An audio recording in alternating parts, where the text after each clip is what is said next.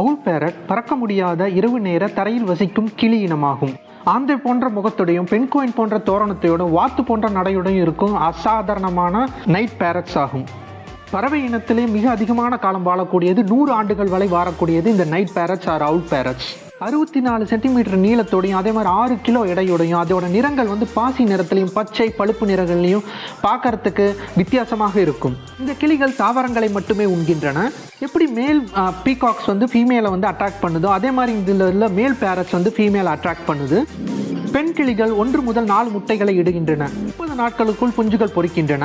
இவை 2 முதல் 4 ஆண்டுகளுக்கு ஒரு முறை மட்டுமே இனப்பெருக்கம் செய்யும். உலகிலேயே பறக்க முடியாத ஒரே கிளிகள் இந்த நைட் பேரட்ஸ் ஆர் அவுல் பேரட்ஸ் தான்.